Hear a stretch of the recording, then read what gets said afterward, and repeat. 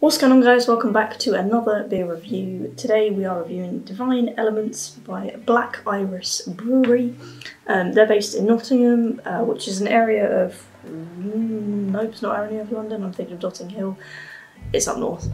So what we're looking at today, it says on the front here, it's a really cool design, actually.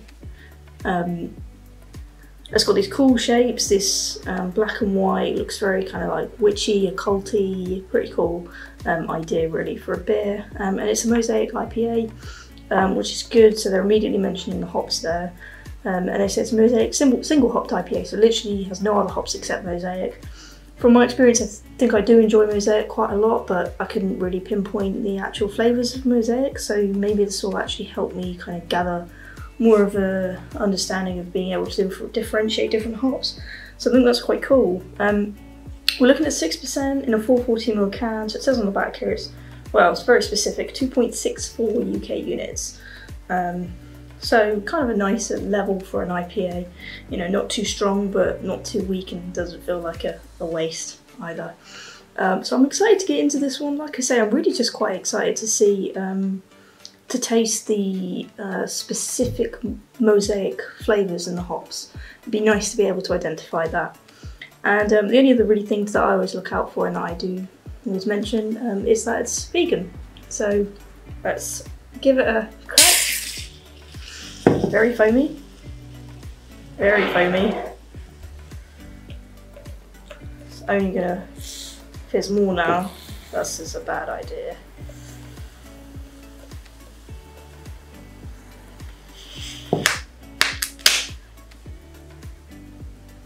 I mean, that's kind of gorgeous if it was an advert, but it's not really the most practical. I have so many regrets right now. So some sediment coming out, which is kind of cool. When's it gonna stop foaming?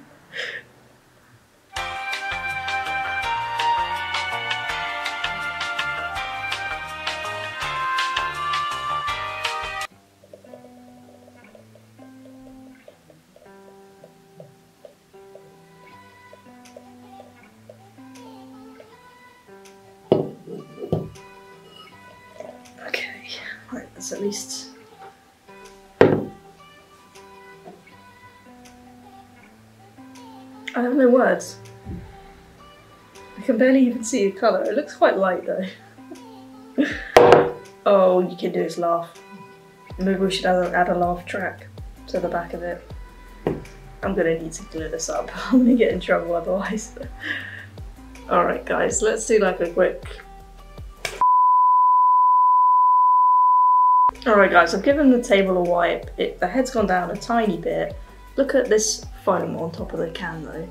That's just completely on its own, and it's still this foamy, so I'm going to risk pouring a little bit more beer out, but I think it's definitely going to be foamy, and I'm probably not going to wait for the head to go down. I'm probably just going to sip it with a fairly foamy head. It's really, I wouldn't say it's so carbonated, it's just literally airy. There's big air bubbles in this. It must be something to do with the brewing. I'm gonna go out on a limb and say this wasn't entirely the way that I've stored the beer. It might have been how I bought this beer actually in a pub. It's kind of like a tap room pub, and they have a lot of craft beers. And it might have been how they stored it, not to put any blame. I actually bought this in Brighton. I think it's called the Independent Tap Room, something like that is what it's called. Right on the top of a hill, and it was quite a reward to get there. But yeah, I didn't realise this beer would be so foamy. I think once we let the head settle just a tiny bit on this, I'm going to give it a go and not pour the whole can out, or I will once I've taken more sips and that sort of thing. So we'll discuss the colour a little bit at least. And in my recent videos, I sometimes have commented on the fact that the head is such a different colour to the body of the beer. Like some of them carry some colour, like it'll be a slightly orange tinted head. But again, this is a nice sharp contrast. It looks, as I said before, it looks like the cartoon of a beer. You know, very stark from yellow or orangey, browny to white. So that's quite nice. I like that. It is quite, I don't know, pouring it seemed quite thin, but it's a bit thicker when I put my hand in front of it actually. I think it only looks thin actually because it's a light colour. Although I don't know if you guys can see the wobble. It's quite kind of a medium. I'd say it's a medium. There's a nice bit of sediment in it, which is always nice, I think, because it really reinforces the fact that it's a craft beer. You know, and it's not heavily mass produced, you know, in kegs and kegs. It's in individual cans. Actually, the head's going down all right now, so I think it's worth giving it a sip, but I haven't really commented on the smell at all because I was so concerned about the can malfunction. So let's give it a few sips properly and get some smells going. Oh, so it's really tropical actually. That's really like tropical fruits like orange and like passion fruits, like those kind of smells, something that you get in like a tropical multivitamin drink kind of smell. That's what's coming through, and that's really nice. That's really enjoyable with this smell. So let's give it a taste now. I think the head's gone down enough.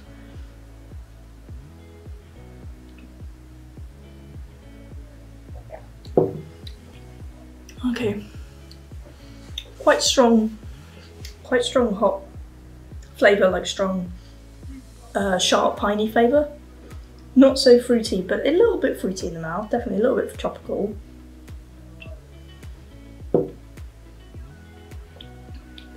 But citrusy, it's enjoyable actually.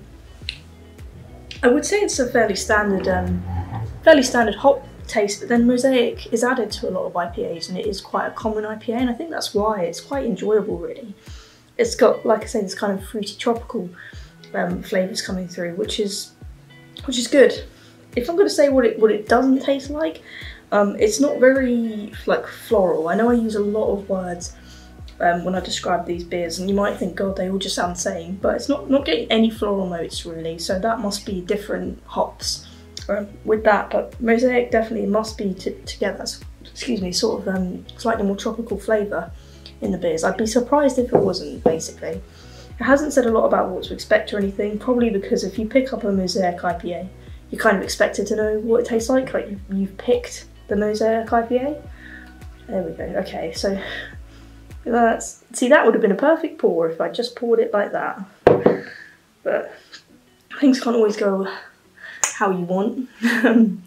And you get pouring bloopers, that's for sure. So yeah, this is it's quite a pleasant beer. If I was having it in a tap room on its own, I would definitely enjoy it. I think it's lovely flavours of, like I say, that fruity tropical with a little bit of bitterness and sharp hops that you can taste. I'm trying to think of what to give it out of 5 really. I think it's like I say, pretty standard and enjoyable, but it's not giving me anything sort of too new. I think the issue with single hops is that maybe you just don't get enough combination, so you think, oh, that's okay, yeah, that's nice.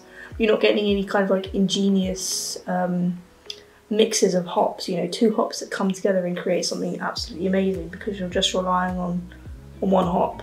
But like I said, it's enjoyable. It's kind of nice to try it singled out on its own. So in terms of what I'm going to give it out of 5, I'm just going to give it one more sip and then I'm going to give my rating, because I've got a number in my head. So one more sip.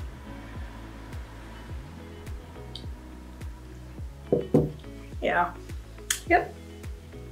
I'm going to give it a 3.5. I think above the middle mark, above 2.5 for sure. You know, definitely giving me more than boring, but not giving me sort of anything ingenious or anything we haven't sort of had before, maybe, is what I'm trying to say. It's still really nice. I haven't seen Black Iris before. That's because obviously they are further away from me. I think the further away beers generally are to me, the harder it is to get a hold of them, but obviously they do crop up in craft brewery stores that are far away from them as well. Hence I've managed to get a beer from Nottingham in a shop in Brighton. But this is enjoyable. Like I said, I'll keep my eye out for Black Iris Brewing. I don't know whether they kind of have like a sort of supernaturally occulty kind of theme to their other beers or not. But that'd be quite interesting to try something else and to try if they do hop combinations or if they kind of stick to single hop beers. But it's definitely been a bit more eye-opening, this beer, and been really nice to try just one hop on its own. So I hope you guys enjoyed this. Let me know if you guys have tried this before or your thoughts on on it if you have, and also your thoughts on Mosaic. Do you agree with the flavours that I was getting, or do you find that it's something else that tends to come through? You know, let me know if you guys are sort of more familiar with hops and you're able to differentiate the flavours more. Love to get the discussions going. You guys have been commenting a little bit more recently, which has been really nice to interact with you guys, so let's keep that up, guys. Let's keep that going. But I hope you guys enjoyed this. As I said, 3.5 out of 5, a nice and enjoyable one. I hope you guys enjoyed this video. Give me a comment, like, subscribe, share, etc, etc. And as always, I will see you in the next video. Peace!